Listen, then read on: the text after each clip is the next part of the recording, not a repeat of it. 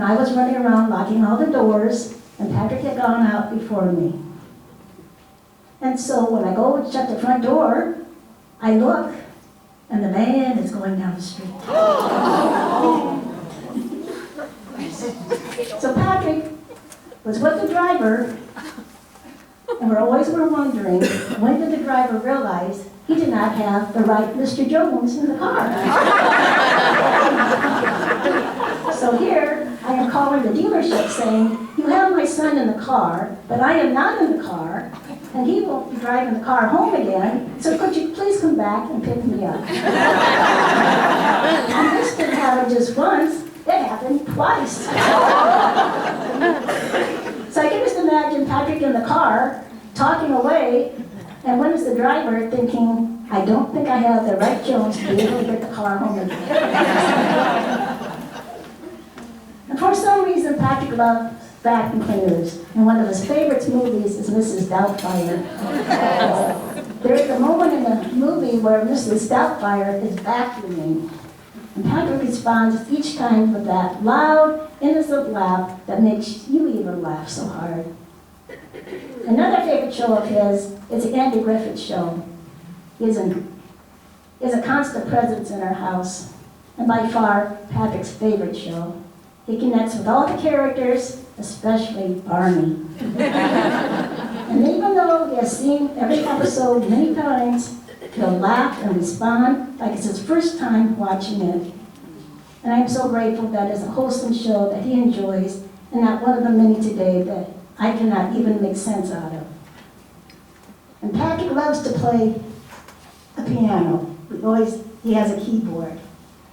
So every Christmas, we have bought Patrick a keyboard. Regardless how much the old one, or how conditioned it is or anything, we always have to buy a new keyboard for Patrick. So when he wakes up, sometimes during the night, or when he goes to bed, we have to have a personal concert every night. And each Christmas, he knows that keyboard, that's the only thing he ever asked for. So we kind of camouflage it every time to try to find some way for him to not know it's a keyboard. But he opens up his other presents, and he's so disappointed because there's no keyboard. There's even been nights, during the night when he's woken up, and maybe between 2 or 3 o'clock in the morning, we have our own personal concert. Everybody's awake, and after that, we all settle down and go back to sleep. A recent memory of Patrick was very humbling for me. This summer, my daughter and son-in-law and 4 grandchildren were going to San Diego. They landed up late last December, so they asked if we wanted to go. And so, Don and I, for years, had wondered, how can we get Patrick on an airplane? We had talked with pilots, and they said, oh, it should never be a problem. We would work with you, and we should do well. But Patrick doesn't like amusement rides at all. So this was our biggest concern about getting Patrick on an airplane. So Don decided he would stay home with our dogs. So our daughter and grandkids and son-in-law all went. And my brother from Chicago all went. And my sister and brothers are going back to San Diego. So Tim and I are thinking, how can we get Patrick on an airplane? So we did go ahead and make the reservations, and we lined up a wheelchair for him. I told Tim the best way that we could probably do this would be put Patrick in a wheelchair, get him up that ramp, and get him onto that gate of that airplane, no problem. So this is what we tried. We had lined up the wheelchair, so we flew from here to Chicago, and Chicago was so good they had the wheelchair right there for us. And so they wheeled Patrick from the one gate to the other gate, and we only had maybe less than a half-hour wait, but that person stayed with us constantly the entire time. And when our time came to get boarded on the plane, they let us go first, which was so nice. And then we took that wheelchair to the ramp. Patrick gets off, he greets the pilot, the flight attendants, everybody, and walks right to the plane. We got him on an airplane. So while in San Diego, we also spent time at the ocean. So there he was. He finally took a couple of days, but he put his feet in the Atlantic Ocean, or Pacific Ocean. And then he loved playing in the sand. That was really a great adventure. And then on the way home from San Diego, when we're getting on the plane, there was a flight attendant, and so Patrick has to stop and greet with her. So we get on the plane and we're flying home. And then later on down the aisle she comes, she said, I'm in the first class section tonight. She said, I have these leftover chocolate chip cookies. Would you like them? So she pulls out these cookies and gives them to Patrick. So he must have made an influence on her.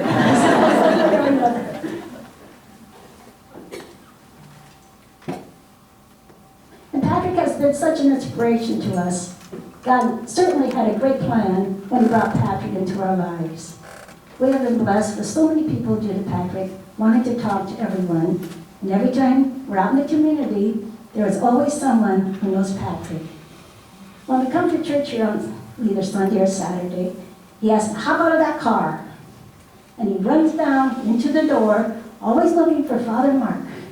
And he seeks him out. If he's in the office, or if he's down here in this aisle, or wherever, he'll find him just to be able to greet. And children with special needs are children's first. They need love, acceptance, friends, an opportunity to participate, and chances to excel. So do not focus on what your child can or cannot do, but focus on the individual strengths. Here are the Beatitudes that the ARC uses. Blessed are you who take the time to listen to difficult speech, for you help us persevere until we are understood. And blessed are you who walk with us in public places and ignore the stares of strangers, so we find havens, relaxation, in your companionship. And blessed are you who never bid us to hurry up, and more blessed are you who do not snatch our tasks from our hands to do them for us, for often we need time rather than help. And blessed are you who stand beside us as we enter new and untied ventures, for the light we feel when we surprise you outweighs all the frustrating futures or failures. And blessed are you who ask for help, for our greatest need is to be needed. Special children are a gift from God. These children are here to teach us. There is so much that we can learn from them. Last year, during our mission, we had a gentleman, Brian Casey, who was here to give the talks. And one of his talks was on children. And then during that talk, his speech was, our Lord teaches us that unless we turn and become like children, we will not enter the kingdom of heaven. This means that we have to have the attitudes and the beliefs that are opposite of those that are held in our world. And children have no power, no prestige, and no money. Yet they are trusting and dependent, playful, joyful, unconscious, unself-conscious, and still sensitive to others' feelings.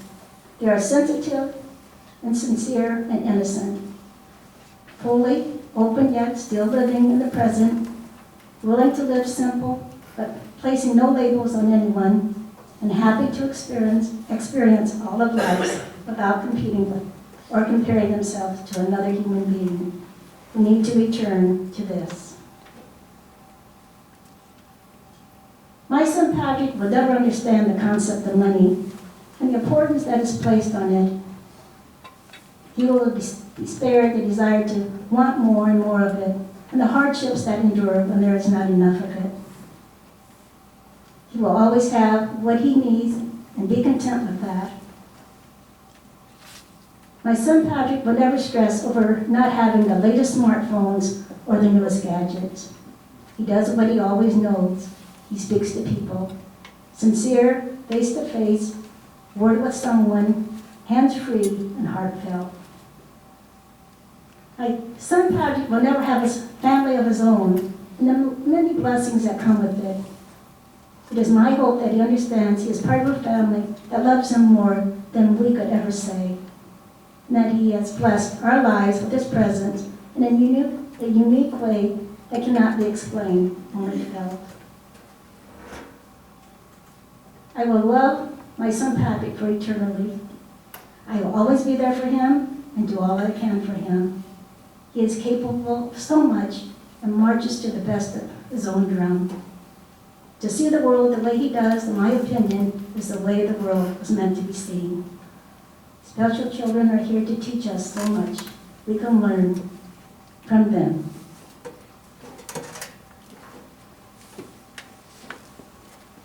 A meeting was held quite far from earth. It's time again for another birth. Said the angel to the Lord, this child will need much love. His progress may seem very slow, and accomplishments he may not show. And he'll require extra care from folks he meets way down there. He may not run or laugh or play.